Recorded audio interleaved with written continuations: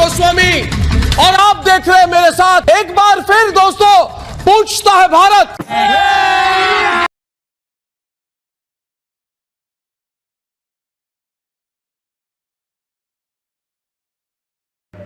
Hello, Namaste.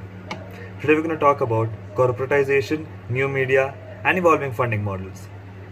When trying to understand an industry, it is imperative that we understand its revenue model, especially if the industries are such as the new media industry, in which its sanctity and integrity are of utmost importance.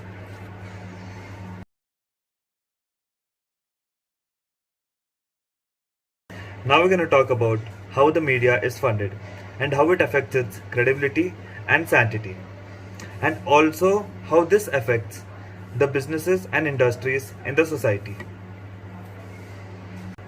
The media house have three major funding means. First, the ownership, second, paid news, and last but not the least, advertisements.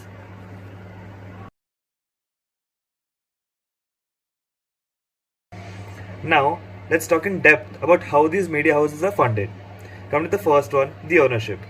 This is when a business tycoon buys the entire media house to get political capital. You heard me right, mainly to build political capital.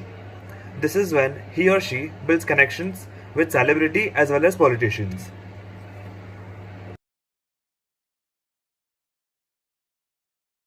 Coming to the second one, paid news. As we all know, print media barely makes any profit.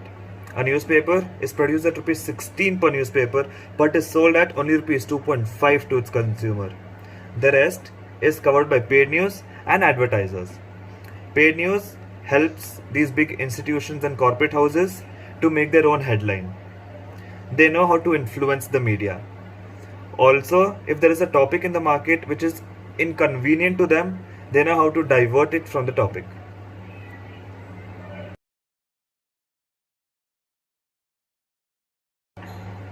Coming to the last one, as we all know, advertising is one major and the biggest source of income for media houses.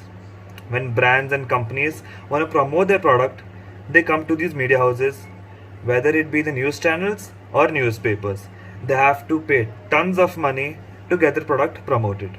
And this is how media house earn a lot through advertising based on its viewers, which are basically the viewers of the promoted products. Okay, now we take a look at the traditional revenue models for media houses and how it affects the businesses and society at large. Now, first we take a look at business tycoons funding media houses. Now, business tycoons fund media houses not because of the profitability in from the media houses. For that, they have FMCG production or construction work or some other businesses. But they use media houses mainly for political capital. Now, how do they use media houses for political capital? For example, a company, let's assume it's called Pata. Now, Pata, whose owner is Naresh Bambani. Now, Naresh Bambani wants to get some environmental clearance or something. Now, the environmental minister of the state, for example, let's call him M.K. Padwani. Now, M.K. Padwani is the environmental minister, and Naresh Bambani owns ReNews. Now, ReNews holds a media event in which it calls M.K. Padwani as its chief guest. Now, Naresh Bambani can be there at the event and share a couch with M.K. Padwani, and he can discuss whatever he wants over there. Now, that event serves as a way for Naresh Bambani to contact the politician, and this is how what's called political capital. How it affects businesses is it gives unfair advantage to certain businesses which have media houses than others, and affects policy making and others in the same way. Okay, now secondly we take a look at advertising. Now, advertising looks very clean on the outside. Okay, I make soap, I advertise on ReNews about my soap, but we see how the advertising data is manipulated by or tried to be manipulated by certain news houses.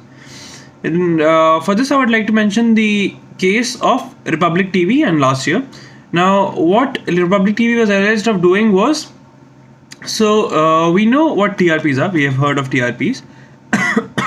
So what happened is, across India there are about 499 metered connections which monitor the viewing habits of a certain household.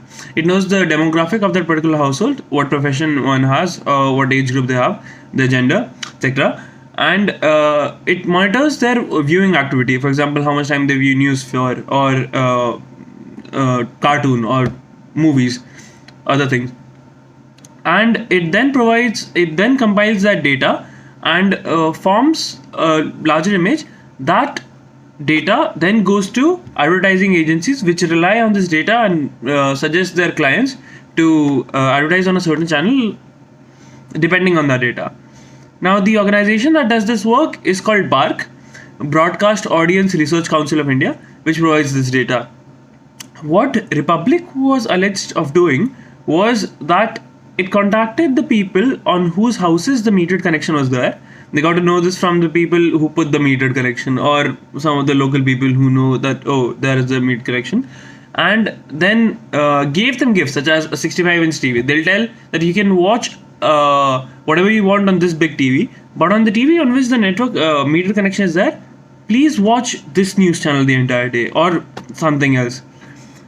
This gives them an unfair advantage, as this data then goes and it gives the wrong picture in the data that this news channel is being watched for the longest time, and then advertisers look at that data and advertise their products accordingly, which is very misleading and ultimately affects businesses in a very, very large way. Now, lastly, we take a look at paid news. Now, paid news is a very big problem in India. It's very prevalent. We know the usual suspects which have been alleged of being paid on the TV news channel. We know how they act, we know what they talk about, but how this affects is that it paints a wrong picture in the eyes of the people of the country. It paints a wrong picture in the businesses present in the country, and it misleads people most of all. Now, among all the revenue models discussed and how it affects media credibility and their decisions wrongfully, I believe paid news is the worst, because paid news is basically propaganda, and propaganda coming from anywhere is not good for citizens of a country, because it misleads people. It makes them believe into things that are not true, and it's the most detrimental to a nation in the long run. Okay, now we look at the alternatives to the traditional revenue models and how they help the credibility of the news media houses. The Wire, for example, is trying a subscriber-based model without putting their content behind a paywall. Scroll is working along a similar model by providing subscribers with an ad-free experience and some premium features, while all content on the platform remains open and free. News Laundry, on the other hand, is completely ad-free and makes some of its content freely available, while the rest is only available to the subscribers. Now, the discourse on funding independent news media has overwhelmingly revolved around economic sustainability. It ignores the role of the media as a platform that is necessary for initiating a dialogue on civic issues. But now, due to the never-ending requirement for the news industry to evolve, we will soon see that these small firms and subscription-based models will overtake the mainstream sources once the general public begin to realize and see that the true and unbiased information comes from these certain parties.